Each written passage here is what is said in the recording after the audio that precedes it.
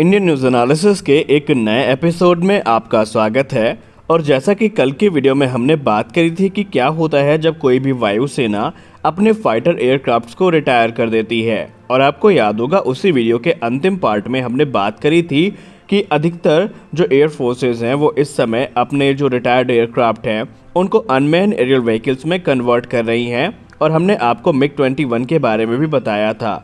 तो आज के अपने इस वीडियो में हम जानेंगे कि क्या वाकई MiG-21 को अनमैन एरियल व्हीकल में कन्वर्ट करना या ड्रोन में कन्वर्ट करना इंडिया के लिए बेनिफिशियल होगा, या ये सिर्फ इंडिया के लिए एक घाटे का सौदा होगा, और क्या इंडिया वाकई ऐसा कर भी रहा है, और MiG-21 को एक ड्रोन में कन्वर्ट कर पाना कितना ज़्यादा मुश्किल है और कितना ज़्यादा खर्चीला है, इस पे भी हम बात करेंगे।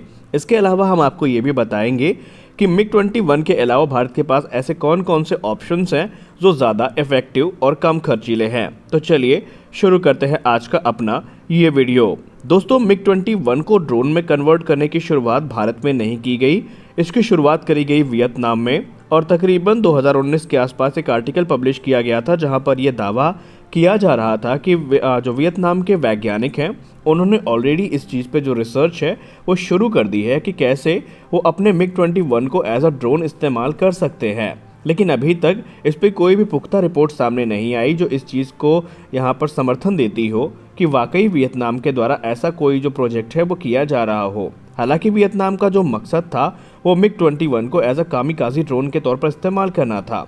कामिकाज़ी ड्रोन के बारे में आगे हम इसी में बात करने वाले हैं कि ये कामिकाज़ी होता क्या है और क्यों इस समय फाइटर एयरक्राफ्ट को इसी तरह के ड्रोन में कन्वर्ट किया जा रहा है।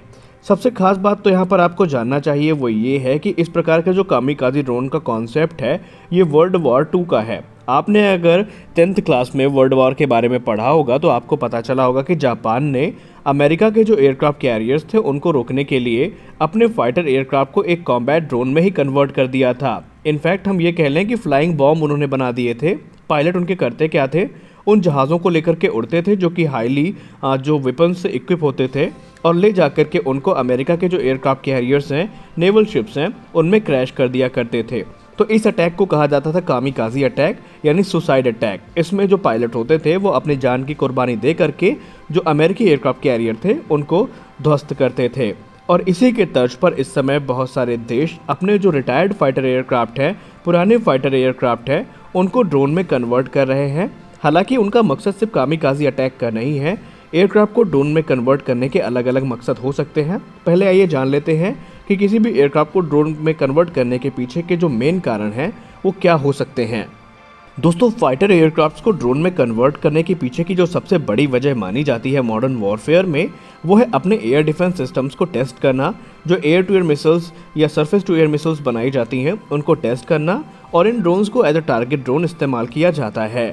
लेकिन बहुत सारे डिफेंस एक्सपर्ट्स ये मानते हैं कि कुछ देश ऐसा चाहते हैं कि उनके जो पुराने एयरक्राफ्ट हैं उनको एक हथियार के तौर पर इस्तेमाल किया जाए, और इससे पहले कि उनकी मुख्य वायुसेना एनिमी के एरिया में घुसे उससे पहले ये टारगेट जो ड्रोन्स हैं या जो कॉम्बैट ड्रोन्स हैं ये जाएं और उनके एयर डिफेंस सिस्टम्स को, उनके इंफ्रास्ट्रक्चर्स को नुकसान पहुंचाएं, ताकि पीछे आने वाली जो फ्लीट है उसके लिए रास्ता पूरी तरीके से क्लियर हो जाए। लेकिन ये चीज़ इतनी आसान भी नहीं है, क्योंकि आज इससे सस्ते और इससे ज़्यादा इफेक्टिव ऑप्शंस मौजूद हैं, जैसे कि स्वार्म ड्रोन्स हो गए, हाइपरसोनिक मिसाइल्स हो गई, या दूसरी जो मिसाइल सिस्टम्स हो गए, वो इनके तुलना में काफ़ी ज़्यादा सस्ते पड़ते हैं और काफ़ी ज़्यादा इफेक्टिव हैं।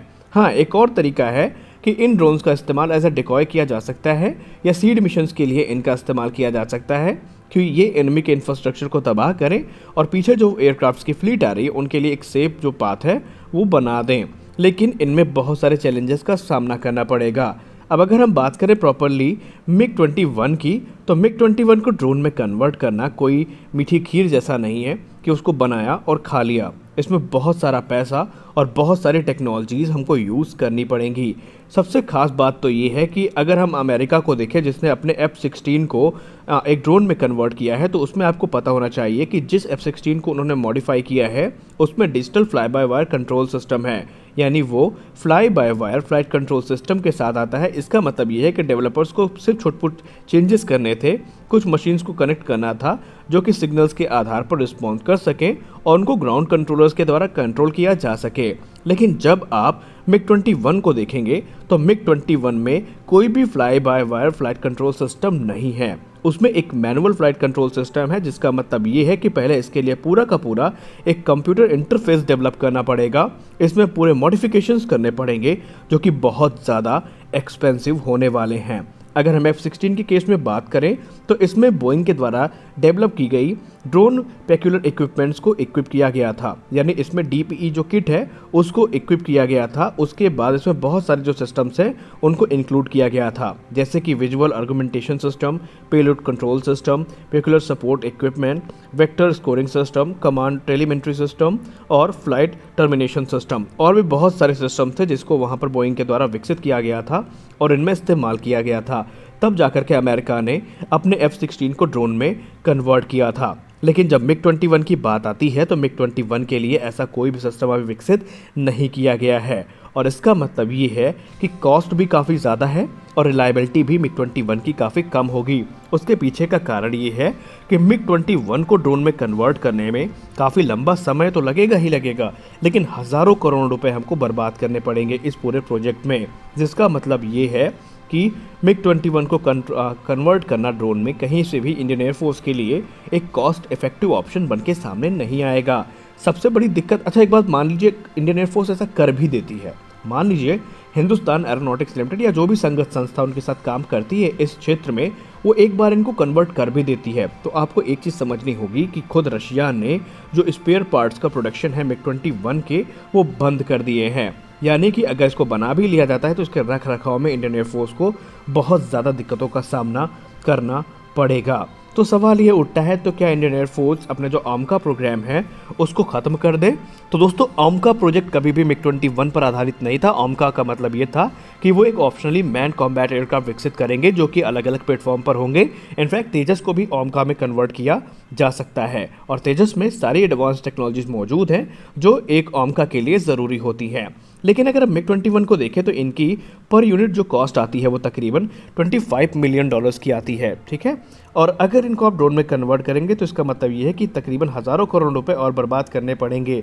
वहीं इससे अच्छा ऑप्शन तो हमारे पास हमारी खुद की ब्रह्मोस सुपरसोनिक क्रूज मिसाइल है।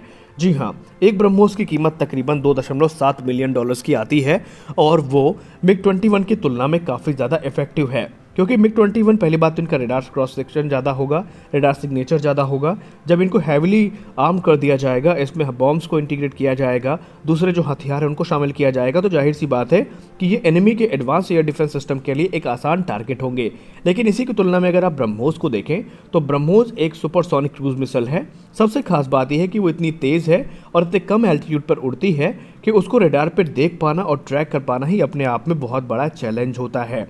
तो इसीलिए हम ये कह सकते हैं कि मिग 21 के तुलना में ब्रह्मोस सुपरसोनिक क्रूज मिसाइल या दूसरे जो ड्रोन सिस्टम है इंडियन एयरफोर्स के लिए वो ज़्यादा इफेक्टिव होने वाले हैं। तो अगर हम निष्कर्ष की बात करें तो निष्कर्ष तो यही है कि मिग 21 जैसा एयरक्राफ्ट कभी भी इंडियन एयरफोर्स के लिए कॉस्ट इफेक्टिव नहीं हो सकता, खासकर जब उनको ड्रोन में कन्वर्ट किए जाने की बात की जाए। हालांकि भारत को इसकी ज़रूरत भी नहीं पड़ने वाली है, क्योंकि भारत ऑलरेडी कई ज़्यादा घातक ड्रोन्स का विकास कार्यक्रम आगे बढ़ा रहा है, जैसे कि कैट्स हंटर हो गया और भी दूसरे जो प्रोग्राम हैं उनके अंतर्गत ड्रोन्स का निर्माण भारत में किया जा रहा है। और हमको नहीं लगता कि मिग 21 जैसे एयरक्राफ्ट को कभी भी ड्रोन में कन्वर्ट भारत करेगा। वहीं बात करें अगर वियतनाम की, जिसको लेकर के काफ़ी ज़्यादा हाइप क्रिएट की गई है, तो अभी तक वियतनाम को लेकर के भी कोई भी पुख्ता रिपोर्ट सामने नहीं आई है कि वो ऐसा कर भी रहे हैं या नहीं कर रहे हैं। लेकिन अगर देखा जाए तो भारत का जो AMCA Mark II प्रोग्राम है उसके अंतर्गत बहुत सारे जो अनमैन फ्लाइंग ऑप्शंस हैं वो मौजूद रहेंगे और वो कभी भी हमारे मिग 21 की ज़रूरत को जस्टिफाई नहीं करेंगे। यानी कि मिग 21 कभी भी इंडियन एयरफोर्स की सर्विस में आपको एज अ ड्रोन शायद देखने को ना मिले। तो फिलहाल की वीडियो में बस इतना ही, मिलते हैं अपने अगले वीडियो में, तब तक के लिए जय हिंद।